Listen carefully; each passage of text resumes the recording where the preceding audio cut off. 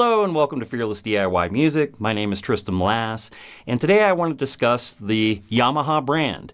It's a huge family of products. They make tons of musical gear. They make lots of other things as well, but I'm here to discuss Yamaha products that I've interacted with over the years, and I want to advocate for the brand as far as being probably the best choice for a beginner. All right, well, let's get started with some of the old classic diehard gear I've had for a long time that's made by Yamaha. I've had this little mixer here. It's the MG12, and I use this as a sub-mixer here in the studio. It's been bulletproof. I've had it for, about 17 years now, and never had an issue with it. It cost like $120 when I bought it back in the day, and it's just been a go-to. I've had it forever, works great. And just an example of, these entry-level products that end up holding up over time and being super reliable, as well as functioning above and beyond the spec. All right, let's take a look at another, even more ancient piece of Yamaha gear that I have. Right here, I have an MT50. This is a 4-track recorder, cassette. I've had this since 1997. I recorded many projects on this little machine, and it never failed me.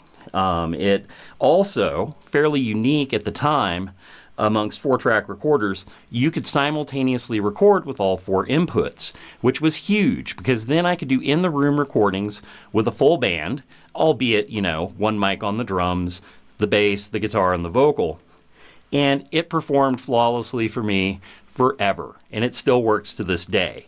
Someday I'll do a little vanity project where I just use this and kind of do the low-tech thing. Anyway, another great example of how Yamaha gear holds up, low entry point, solid stuff. All right. So, as a guitar brand, I find that Yamaha is the go-to, in my mind, for anybody getting their first instrument. I worked for a long time in music retail, and I sold more Yamaha guitars to beginners than any other brand. I had the opportunity to play everything that was available.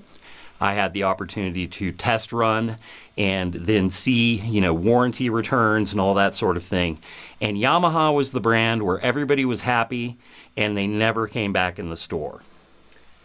Great example are the Yamaha entry-level acoustic guitars. Their dreadnoughts are fantastic. Their smaller body guitars are fantastic. This is an FG730 that I've had for about 15 years. It is the only dreadnought I own. I actually sold my Martin and kept this because I'm so pleased with this instrument.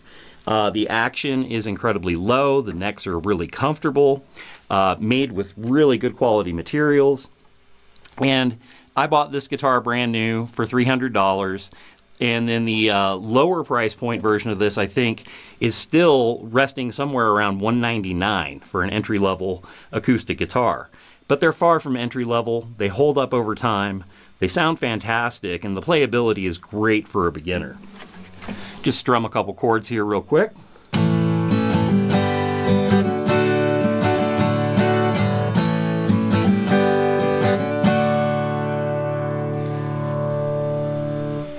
And they just sound great, especially for the money. But the real thing that I like to, encourage people to move up from that $99 guitar and then go ahead and get something more like this is because the playability is there, the tone is there, and most people that I know who started on some sort of Yamaha acoustic still have it to this day. Their nylons are also excellent as well. I just have nothing but good things to say about these guitars, and I've sold hundreds of these over my life. Course of my life. All right, and now I'll get to another Yamaha product that I have that I've had for an equally long time. I've had this guitar, bought it off eBay a long time ago. The only mod to it is that when I bought it, it already had the DiMarzio Super Distortion in it. This is just a Pacifica, the 112. It's a 1996. I've had it, like I said, for about 17 years, 17 years, somewhere in there. I actually did an entire album on this guitar back in the day because all my other guitars were non-functional.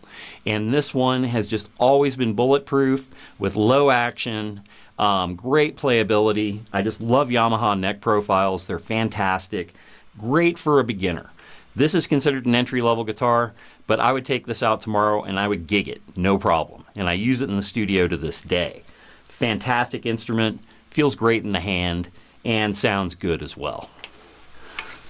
So anyway, if you're out there shopping around and you're thinking about getting something and you don't want to make like a huge dollar investment, or you're a beginner, or you just need to pick up a piece of gear that, you know, you want to have, but is not necessarily going to be, it's not like your primary thing, getting anything made by Yamaha is a safe bet. It's going to hold up over time, it's going to sound good, it's going to perform as it's supposed to, if not exceed expectations. And I just want, you know, and another thing that I need to put out here is that Yamaha's not asking me to do this. This channel is not about selling things. This channel is not about sponsorships. I just love Yamaha and wanted to share that love with you. And this is especially directed towards the beginner guitarist or the beginner studio, you know, somebody who's building their first studio environment. Yamaha gear is bulletproof and you're not going to spend an arm and a leg to get it. All right. Well, if you made it to this point in the video, I'd appreciate a like and a subscribe. Subscriptions are going in the right direction. Very pleased with it. And you know, share and leave your opinion down in the comments. I know there's a lot of other import brands that have kind of risen up over the past decade, but I don't think anybody can match Yamaha for their durability, their reliability, and playability. All right, you take care, hit subscribe, and we'll see you next time.